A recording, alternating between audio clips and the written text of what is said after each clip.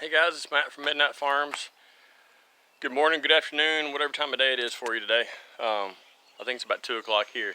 Look, got a little carpenter bee flying around. I see him all day long. I got several messages about the 2-liter bottles that I use. I catch rainwater and then I fill up the bottle. Sometimes I catch the rainwater directly in the bottles.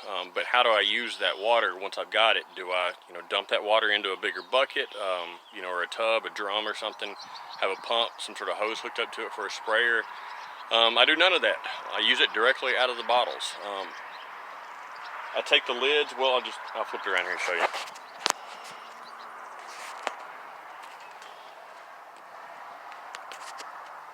You notice almost all of these, there are a couple of white tops in there, but almost all of these have black tops on them. That lets me know that that those, I've got a, well, let me back up a little bit here. Okay, I use a couple of red tops. I take them off, I flip them around, flip them over, and I poke holes in them with a soldering iron, however you want to say it. And you can poke 1, 2, 3, 4 holes, how many holes you want, however big you want them. The main lid that I use has three holes in it about the same size as the actual full tip of the soldering iron. I consider that kind of my high flow nozzle. Excuse me, I feel like I got something stuck in my throat. I ain't had any allergy medicine today and I'm outside and this is rough. But no, I keep one top like that, or a couple of tops. Again, I've got some that have smaller holes in them for more delicate stuff, like brand new seedlings. And then the higher flow nozzles just to get a lot of water out quicker. And plus, when you got a couple extra holes in them, you can cause it to spray in different directions, so I can water multiple pots at the same time. Give me a second, I'm going to pause. I'm going to run inside and grab the bottle I'm using right now. Alright folks, I lied. It was not in the house. It's right here. Now I will tell you, this is the second time I've shot this video, so I've already watered everything. Thankfully, Coleus can handle plenty of water. Like I told you, you can't even drown those bad boys.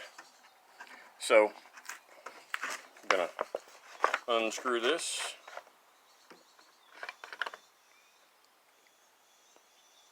Again, like I said, I use a different colored top just so it's easier to find. I do recommend though, if you do it this way, to poke the holes from the top. If you do it from the bottom, when you pull the soldering iron out, you'll have little raised lips on the inside. And if you catch any kind of dirt or anything like that in the rainwater that you're catching, and you don't filter it or don't clean it out somehow, it gets caught a lot more when the raised lip is on the inside than when it's on the outside. I don't know why, but it doesn't. I have a lot more luck when you do it from the outside. I try to focus in a little bit there. You can kind of see that little raised edge there. Anyways, so this is what I do. I just squeeze the bottle.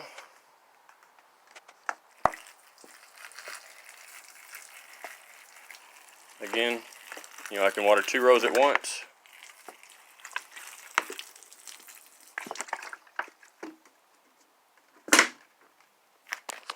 Oh, and I will show you, I'd mentioned this is the bigger Dusty Miller. This is what these little guys will turn into.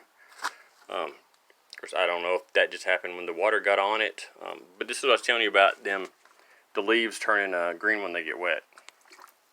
We'll douse this one just a little bit.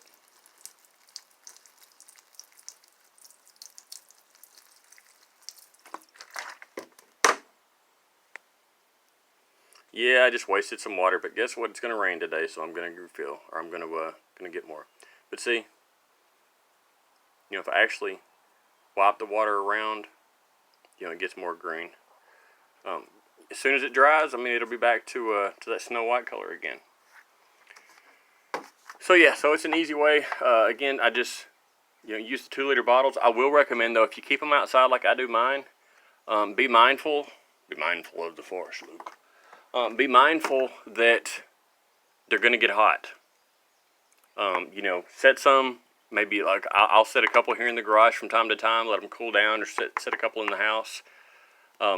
Even, you know, on a cloudy day, they can still be somewhat warm. So, you know, kind of like if you've had kids and you've tested the you know, the formula on your arm, you know, do the same thing like that with your water.